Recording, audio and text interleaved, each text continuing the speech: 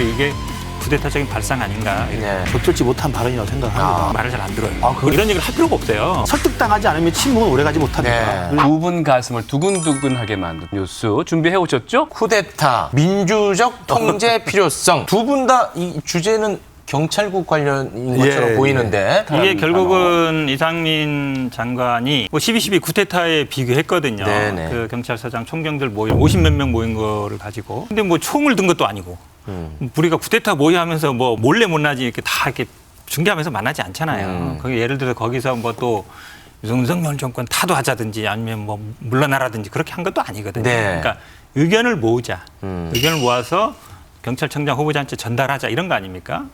이거를 사실은 쿠데타로 규정하면서 어찌 보면 이제 논란이 더 커진 거거든요. 예. 경찰청장 후보자도 장관은 관여 안 했습니다 이랬거든. 징계할 때요. 그 대기 발령시키고 그다음에 감찰할 때.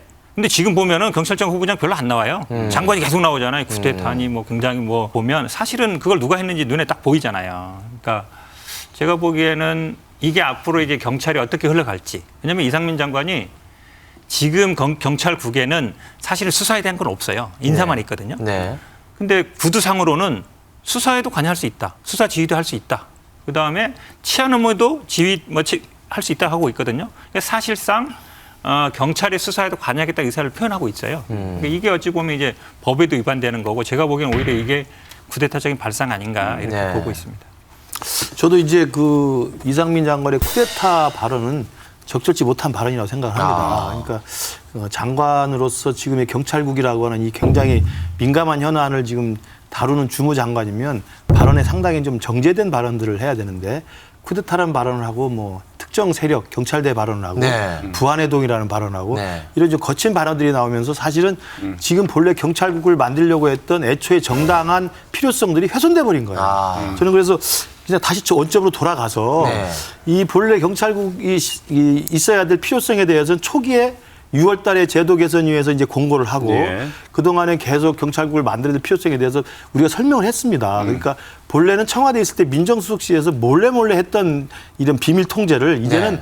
행안부라고 하는 제도권 안에서 법률적인 시스템을 가지고 투명하게 지휘 감독하겠다는 것이었고 특히나 민주당에서 검수완박을 통해서 경찰 수사 권한이 굉장히 비대해졌기 때문에 이 부분에 대한 민주적 통제의 필요성이 있어서 네. 투명하게 법 제도적 절차를 통해서 하겠다는 것이었기 때문에 그때는 설득력이 있었고 그리고 초기에 그 당시에 반발했던 경찰 직장협의회 뭐 삭발 단식에 대해서는 국민들이 냉랭했었어요. 예. 근데 제가 볼 때 저 쿠데타 발언, 그다음에 징계, 그다음에 뭐 부안해동 이런 거친 발언이 나오면서 네. 그냥 이 민주적 통제를 해야 될 필요성이 갑자기 쿠데타 발언으로 이렇게 부작용이 커져버린 거죠. 그래서 저는 이 부분은 지금이라도 네. 대통령실이나 아니면 이상민 장관이나 경찰청에서는 이 민주적 통제의 필요성에 대한 국민에 대한 끊임없는 설명, 그다음에 경찰에 대해서 끊임없는 설득, 소통, 저는 이게 필요하다고 그러면 생각합니다. 쿠데타 발언은 너무 과했다 이렇게 네, 네. 표현하셨는데 윤석열 대통령은 오늘 출근길에 쿠데타 발언에 대한 질문 국민들의 마음을 표현하는 것이다라는 뉘앙스로 이제 말씀을 하셨단 말이에요. 그러면서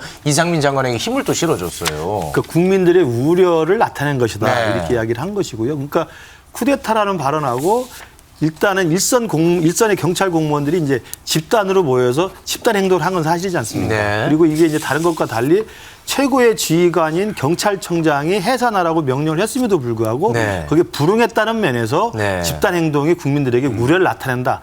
이 정도 수준까지는 뭐 할 수 있는 이야기라고 생각합니다. 네, 네. 그러나 그것이 이제 쿠데타 발언이라 무슨 뭐 그 무슨 부안해동 발언이라든지 이런 것들에게 힘을 실어주는 거라고 하는 건 좀 과도한 해석이라고 그러니까 봅니다. 오늘 뭐 국무회의에서 이제 그 경찰국 신설이 이제 통과가 되면서 한덕수 국무총리가 잘 소통하고 설득하라는 말을 네. 하지 않았습니까? 그러니까 지금 이제 일선 경찰들이 또 화가 나는 부분 중에 하나가 그런 어떤 소통 과정이 없는 부분도 있는 것 같아요. 계속해서 이런 맞습니다. 강한 발언, 센 발언만 나오고. 그래서 제가 아까 말씀드린 것처럼 처음에 했던 것처럼 본래 민주당 정권 때 했던 게 검찰이 권력이 워낙 세니까 검찰 권력에 대한 민주적 통제가 필요하다고 그래서 검경 수사권 조정도 하고 검찰 개혁을 했잖아요.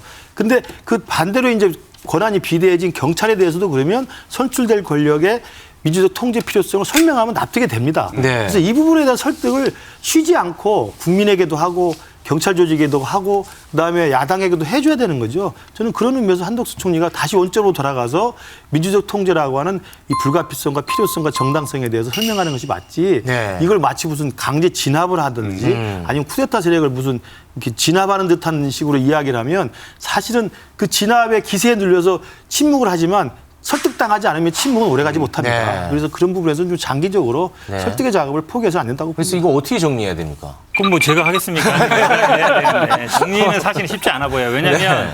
설득이라든지 뭐 의견 듣는 거는 지금 경찰청에서도 전국 지방경찰청 다니면서 의견 듣는다 그러는데 방침 이미 정하고 규칙 정해가지고 지금 공표할 상황인데 이제 이 일이면 시행돼요. 그러니까. 네. 그러니까 이거 만들고 하기 전에 뭐 만나서 얘기를 듣고 의견을 들어야 되는데 이 일이 순서 거꾸로 된 거죠. 다 만들어 놓고 이제 설명하러 다닌다는 얘기잖아요. 저는 이 사건을 보면서 윤석열 대통령이 아직도 그냥 검찰총장의 시각을 갖고 있다 생각 들어요. 왜 그러냐면 기본적으로 우리나라는 검찰 상명하고 약간 상하 관계였거든요. 그동안 상하 관계였는데 지난 20년 동안 경찰이 꾸준히 어찌 보면 검찰의 권한을 많이 가져왔습니다. 네. 지금은 이제 법적으로는 상하 관계를 할 수는 없지만 과거에 관해 많이 있거든요. 그런데 예. 이 경찰의 어떤 수사권 독립이라든지 여기에 제일 강력하게 했던 분들이 경찰들 출신들이 많이 해왔어요. 뭐 실제로 막 도전하기도 하고 그러다가 뭐 구속되는 분도 이랬거든요. 근데 지금 처음에는 특정 세력 이렇게 지지했다가 네. 이상민 장관이 경찰대를 언급했어요. 그 다음에는 이제 어찌 보면 이게 저는 단순히 갈라치기라가 아니라 보는 게 3%밖에 안 되는 경찰대 출신이 뭐 고위직에 다 있다. 그 다음에 대학 졸업하고 나서 경위로 가는 건 특권이다. 이러면서 네. 경찰 대학 개혁까지 가고 있거든요. 네. 공정 그렇죠. 얘기했죠. 이게 기본적으로 보면 검사들이 경찰대 출신들을 별로 안 좋아해요. 왜냐면은 예전에 경찰들은 어찌 보면 고분 좁은 말을 잘 들었는데 경찰대 출신들 말을 잘 안 들어요. 그건 사실이에요? 동등하게 가자. 동등하게 우리 동등하다. 그리고 뭐 수사권도 같이 가져야 된다. 이런 생각이 많거든요. 그래요? 그렇죠. 그러니까 단순히 예를 들어 지금 말씀하신 것처럼 민족 통제 필요성 한다 그러면 경찰대 출신이 주도하고 뭐 경찰대가 뭐 특권을 갖고 이런 얘기를 할 필요가 없어요. 경찰의 힘이 너무 커졌다. 그리고 이거는 어느 정도 통제를 해야 된다. 예전에 민정수석이 하고 있었는데 그게 없어졌으니까 우리가 뭐 경찰국을 만들어서 하는 거다. 요것만 하면 돼요. 그렇죠. 근데 지금 자꾸 이게 경찰대를 건드리고 있어요. 경찰대 출신들이 주도하고 있다. 네. 그리고 제가 보기에는 이게 기본적으로 검사들의 시각에서 안 벗어났다. 저는 그렇게 봐요. 그래서 또 논란이 더 커질 수 있다. 처음 들어본 얘기를 많이 하시네. 뇌피셜입니다. 뇌피셜. 네.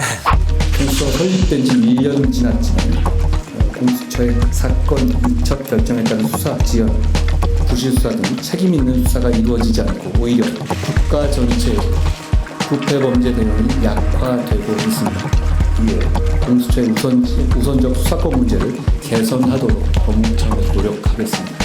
공익을 심각하게 침해하는 중대한 범죄에 대해서는 검찰이 책임지고 철저히 수사하도록 하겠습니다. 한동훈 법무부 장관이 윤석열 대통령과 독대를 하면서 업무 보고를 했습니다. 네, 뭐 간단하게 정리하면 검찰의 직접 수사권 강화, 그리고 공수처의 우선 수사권 폐지, 뭐 요 정도 골자 되는 것 같습니다. 어떻게 보셨습니까? 이게 이제 지난 3월에 이제 민주당이 밀어붙였던 검수안박법 이후에 이제 윤석열 정부의 지금 초대 법무부 장관이기 때문에 당연히 예상됐던 방향이라고 생각합니다. 네. 그러니까 형사사법 체계를 뒤흔들어 가지고 검찰이 갖고 있었던 고유한 직접 수사권을 좀 거의 다 이제 뺏어 갖고 남아 있는 게 이제 부패하고 경제범죄만 남아 있잖아요. 네. 그래서 이 부패범죄가 얼마나 우리 서민들에게 큰 피해를 주는가를 강조를 많이 했고, 그리고 또 하나가 그런 부패와 경제범죄라든지 공직자 범죄에 대해서 따로 만들기로 했던 게 바로 공수처인데, 네. 공수처가 설립된 지 1년이 다 됐지만 사실 네. 부실수사, 그다음에 네. 역량 미흡 네. 이런 것들이 지금 있기 때문에 네. 그걸 다시 한번 재점검해 보겠다. 그래서 뭐 다시 이제 말씀드리지만 70년 동안 쌓여왔던 대한민국의 형사사법체계로서의 검찰의 능력이 사실은 검찰만의 권한이 아니라 대한민국 전체 자산이기 때문에 필요한 수사에 대한 것들을 직접적으로 챙기겠다. 네. 아마 이런 것들에 대한 의지를 표현한 것으로 보입니다. 네.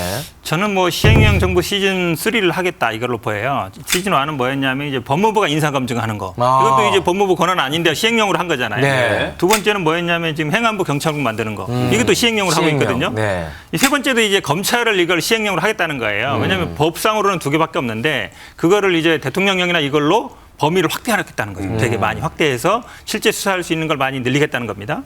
그다음에 사실은 이 공수처 우선 수사권은 법에 있는 거예요. 근데 폐지 안 되잖아요. 네. 그럼 법은 안 바꿔도 시행령으로 아마 우선 수사권 하는 절차를 굉장히 까다롭게 만들어 놓을 거예요. 예를 들어서 뭐 사전에 보고한다든지 뭐 절차를 거친다든지 결국은 아마 법은 못 바꾸지만 시행령으로 최대한 이게 검찰의 수사 범위를 늘리고 공수처의 수사 범위를 줄이겠다. 저는 뭐 그런 의도라고 봅니다. 네. 네. Stay